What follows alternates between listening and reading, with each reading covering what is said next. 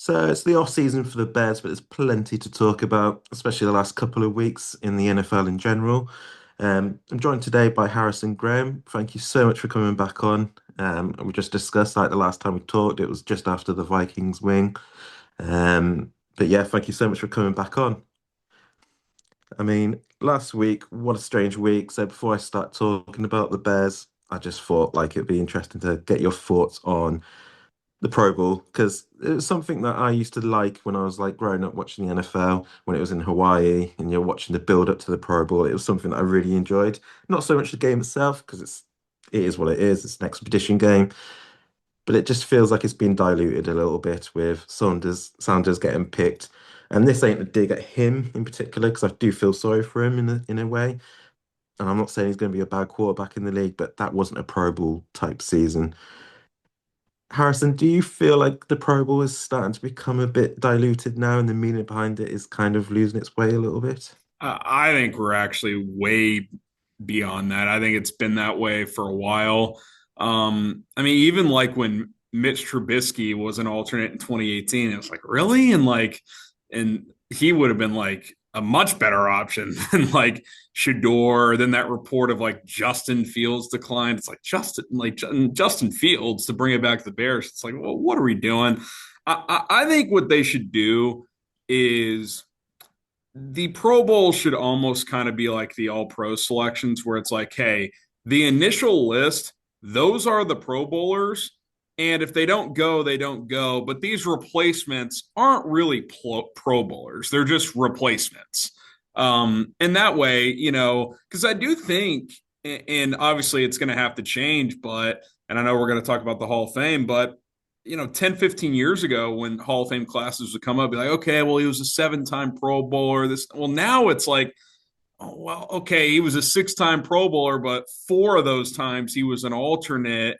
And you don't even know like how many guys declined sometimes. And so I think moving forward, if the Pro Bowl is going to count as an accolade, I think it just has to be the initial list. And that's what matters for like the accolade itself. And like they're never going to get rid of the game because it's still a TV product and ESPN is still going to get a million people to watch and they got to fill inventory and all of that. And that's fine. We all know the game's a joke, but it's kind of like college football bowl games. Everybody's like, get rid of them, get rid of them, just focus on the playoff. And it's like, well, ESPN wants the inventory and they still get in, people still watch. So they're still going to have these games. But I think in terms of making it meaningful again, if you're an alternate, you're not really a Pro Bowler. You're just there to as a body to participate.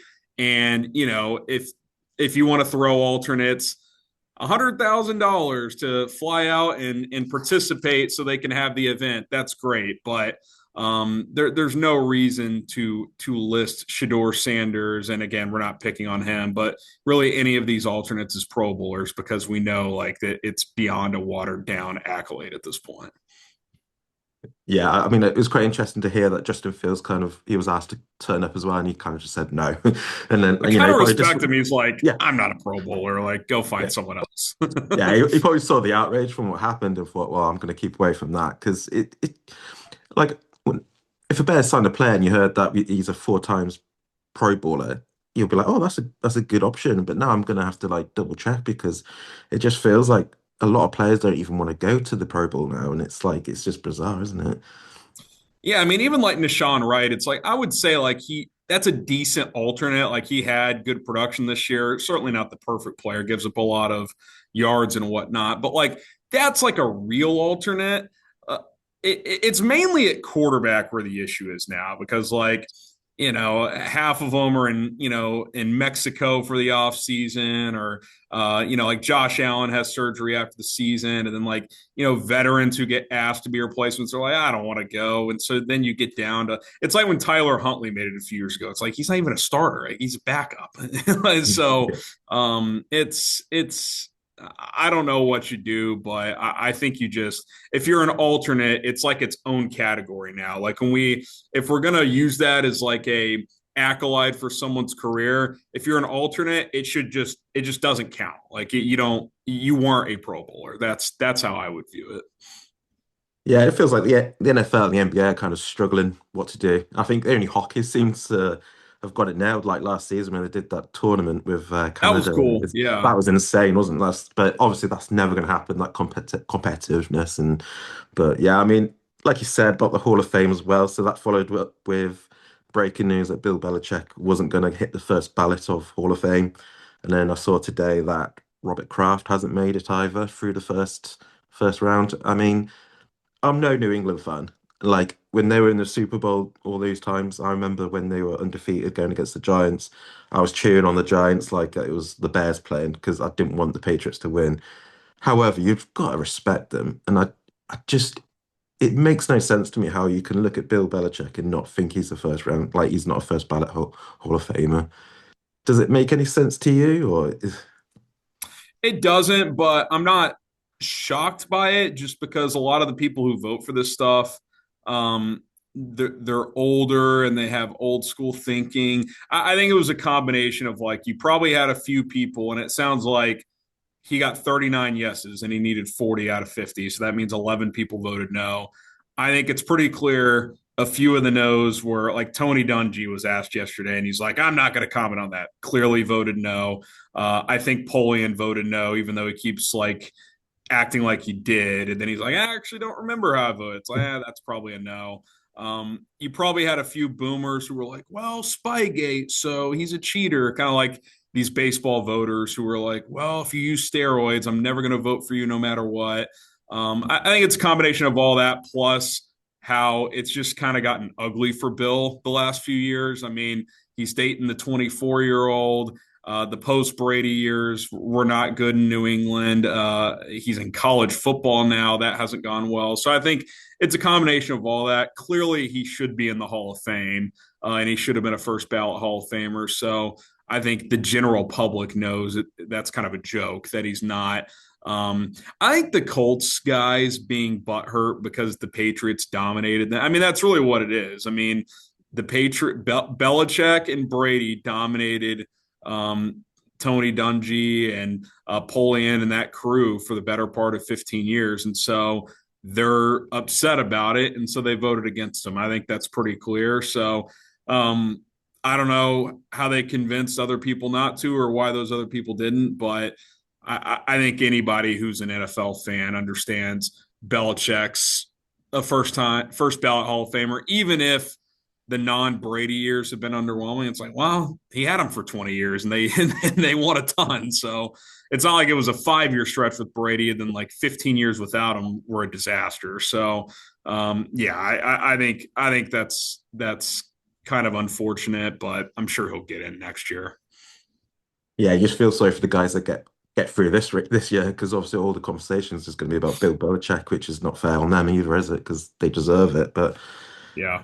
I mean, now we get to talk about the Bears, but you've been very passionate about this subject, and I'm on your side, and it's about Ian Cunningham and the draft picks. It's been a bit weird because there's a side of the Bears fans where we're kind of angry and kind of confused why we didn't get those draft picks, and then there's like another side of the Bears fans where it's like you're just going over the top about it.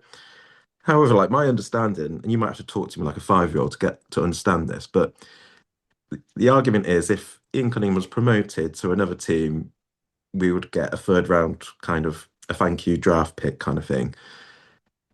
NFL has stated it's not a promotion, even though the Falcons are jumping up and down and basically openly admitting that he is going to be their GM, who's going to make the decisions. Before he was hired, they were basically saying, we're not going to make any decisions until we hire a GM because he's going to be the one in charge of the players coming in and out. So they're openly saying it is a promotion, but the NFL said, no, it's not. Does it make sense? It's to break it down, the language that the NFL uses is primary executive and secondary executive. Within the language of that, the NFL is basically saying the Falcons adding this president of football position, which is Matt Ryan, that is the primary executive in that front office. That's what the league is essentially saying. Now, what that also means is if another team down the road wanted Ian Cunningham as their GM, the Falcons couldn't do anything about it.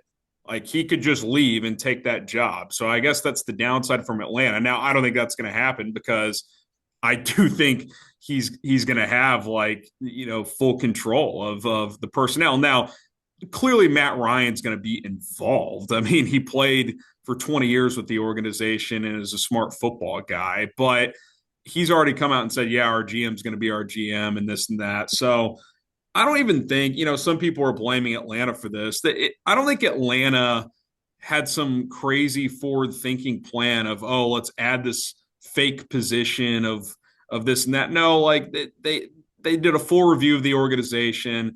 Arthur Blank came to the conclusion, okay, let's add a little bit more structure. Let's add like this position between front office and ownership. And there's no better person than Matt Ryan, who's a smart guy who played for the organization, so on and so forth. But I don't know if it's based on the title or what it is, but the NFL has basically said, okay, that's your top front office executive. So the GM is actually the number two. Now, people would say, well, the Bears could have just blocked it then. And it's like, oh, they're not going to do that Mm. because Ian Cunningham has wanted to, he's been a finalist for other GM jobs. He's waited his turn. Poles is not gonna do that. And if the Falcons have kind of assured him, like, hey, you're going to have major control, like the Bears aren't, they're not gonna do that. So like, I just think it's an accidental loophole, basically. Because again, I don't think Atlanta has intentionally done this to screw over the Bears. They just kind of created a new structure, and that has unfortunately screwed over the Bears, even though it's not their fault. So I think it's on the league. And to me, it comes back to it's like, okay, you added this initiative 5, 6, 7 years ago, whatever it is. Hey, this is a sport that is primarily played by African American athletes. The coaching staffs and front offices in this league aren't reflective of that. Let's reward teams who develop African American primarily, but minority candidates in general. And if they get promoted to head coaches or GM jobs, then those teams will be rewarded.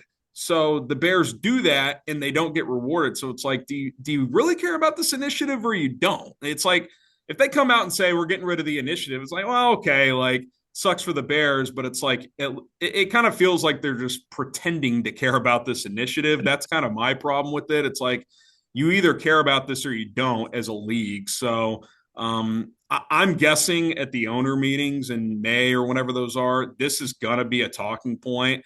Like if I'm the Bears, I'm bringing this up and I'm like, so why did we get screwed out of this when the Falcons have come out and said he's the GM and he's going to have major control? So I'm sure we haven't heard the end of this. Some people still think the Bears could get the picks. I saw like Greg Gabriel, who used to work in the Bears front office.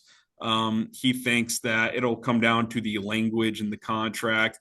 I don't know if that's true or not. All the NFL insiders have said that that's not the case. So I guess we'll see when comp picks are announced in March or whatever that is. But yeah, I think it's BS, and I would say that about any team. Like it just happens to be the team that I cover. So some people might say I'm biased, but it's like it's a very unique loophole. And if I'm another team, why would certain teams not intentionally like make up kind of a fake position to not help another team in their conference or division for them getting draft picks? Like a team could easily do that to avoid that team getting draft compensation from the league. I'm not saying they will, but they could. So my guess is some kind of adjustment to this initiative comes, and the Bears are just the unfortunate like shortcoming of that because it doesn't sound like they're going to get compensated. Yeah, I mean, like it's not even like the pick will come from Falcons either, is it? No. It's like an extra pick, so it's like, and Falcons have been open about it. They've expressed it that the GMs is going to be like a normal GM, so I definitely would be blaming on them. And it is something that the Bears should bring up because you should not snub a third round pick when you think probably our best signing last year. Tooney was a fourth round Mm-hmm. pick from the Chiefs. So imagine what we could do with that, and when we're especially looking at what we need to do in defense. Well, Um, and I think now that the Bear look when you enter this win now mode, and you potentially have to pay your quarterback big money. Like you want as many draft picks as you can get because you need to hit on draft picks and have good, cheap players. So to not get those two picks is to act, these people on Bears Twitter are like, stop complaining, just be happy for Ian Cunningham.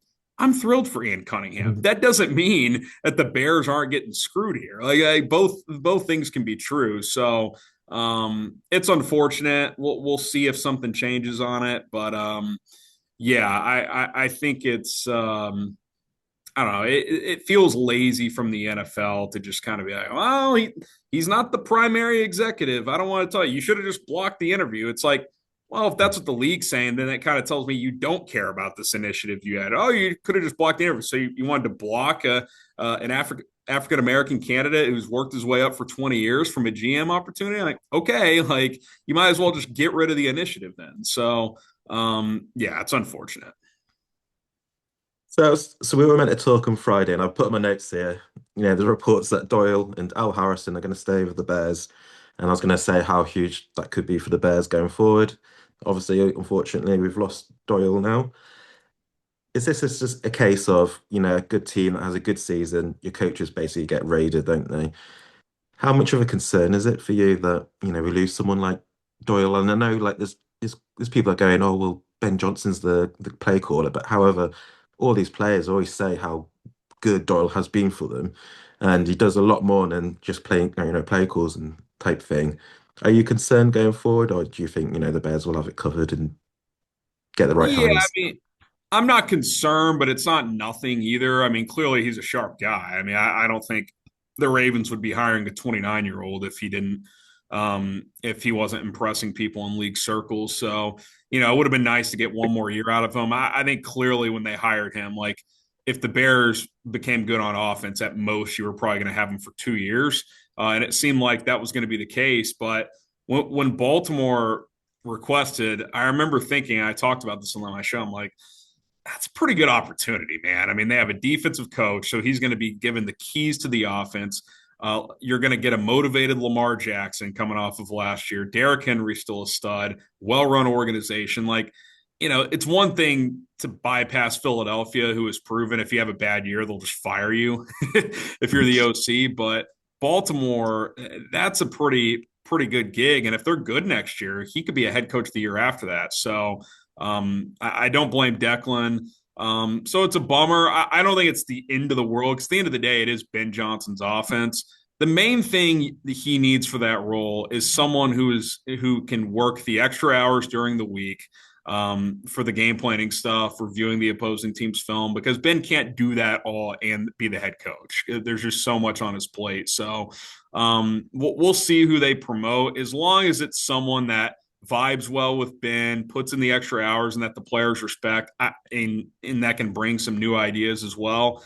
I think it'll generally be fine. I think all in all, it's a positive. I mean, when have the Bears been an organization that people want their offensive coaches? The answer is never. So the fact that that has happened in 1 year, I think goes to show how quickly Ben Johnson has kind of changed the narrative of the type of franchise the Bears can be, which is a sharp offensive type of team. So it's unfortunate, but I think in the end, it's actually more of a good thing because, if he could do this in year one, like I that's a pretty coveted job for other guys. Like if you can get that gig, even in a non-play calling role, you can go be a play caller or maybe even get head coach interviews if things go well. So.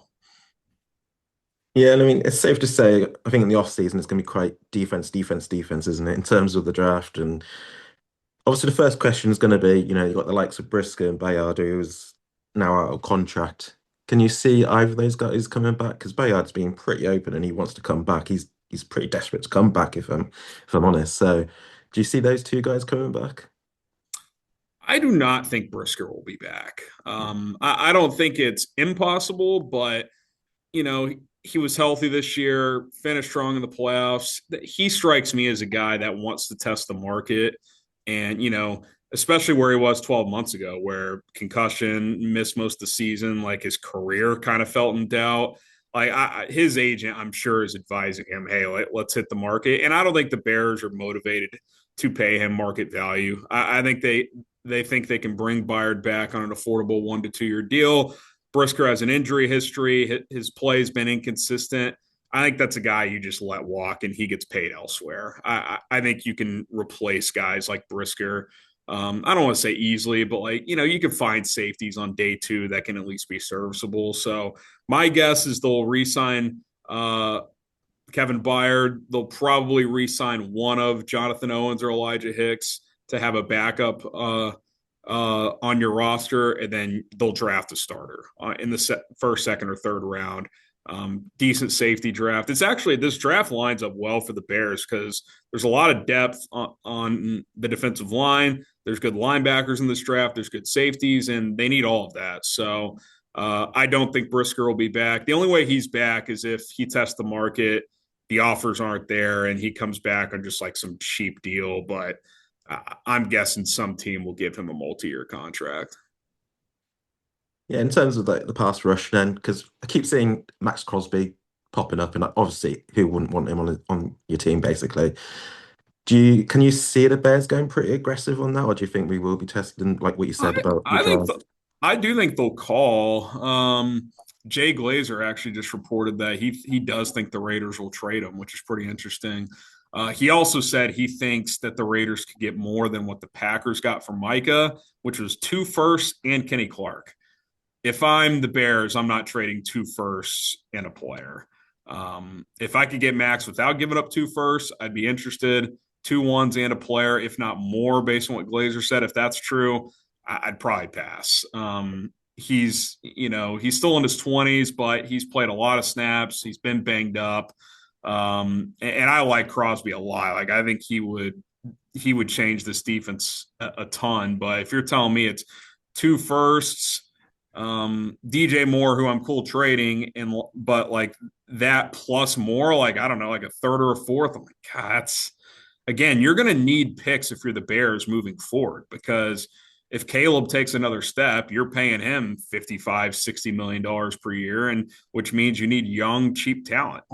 How do you get that? You have draft picks. So unless the value is less than 2 1s, I'd probably pass. I do think they'll call and sniff around and be aggressive, but I don't think they'll be reckless. I think they'll see what's out there. I do think there's enough free agent options that could go the Trey Hendrickson route on a 1 or 2 year deal.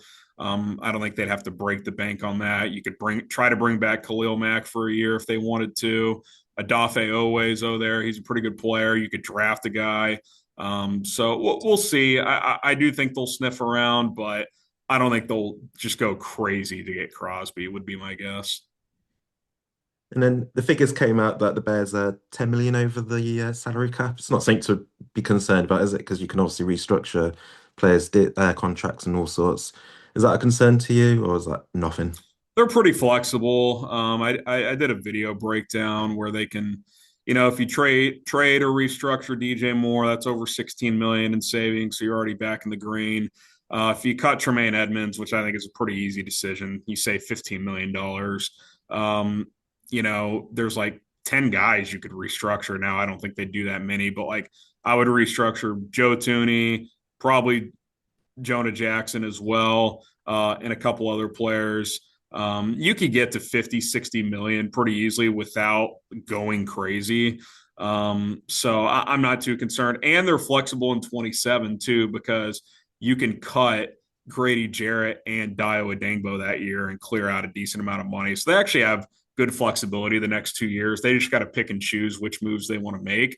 And some of those decisions how much they do will probably be based on, okay, do they trade for a Maxx Crosby? Because if they do, that's a $30 million cap hit. So obviously you have to clear money to do that. So yeah, I think they'll base how much of those restructures they do on what type of moves they're able to pull off this offseason. But you can kind of do that hand in hand. Like an example I came up with was, the Packers a couple of years ago, when they signed Josh Jacobs, they then cut Aaron Jones, right, to clear up money to do that. Because everybody's like, why are you signing Josh Jacobs? You have Aaron Jones. Oh, well, they got Jacobs at a price they liked, and then they just cut Aaron Jones after the fact, and it kind of helped even out the money a bit. So they can do stuff like that depending on which players they're able to acquire. It's been great having you back on. Before you go, though, obviously it's the Super Bowl on Sunday. What's your predictions for the game? I've liked Seattle. I do wonder, like, are too many people on Seattle? Like, is this just classic Patriots? They just find a way. But feels like Sam Darnold's gotten over that hump. Drake May has not played that well in the playoffs, and their defense has been awesome. But it feels like he's going to have to play better for them to win. And I don't know if the Seattle defense is going to be the game for him to really play really well. So I'll take Seattle. I'll go like 20. I'll go 24-17 Seattle. I think it'll be kind of a rock fight early, but I think Seattle, if Sam Darnold just doesn't have one of his meltdown games, I think Seattle should win this game. Yeah, I can't wait. I've already booked work off on Monday, so I can't wait. But, we got to make that a global holiday. oh no, 100%. I mean, I do.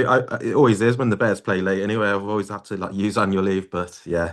Thank you so much for coming on, man. And I hope you have a good off season. All right, appreciate it.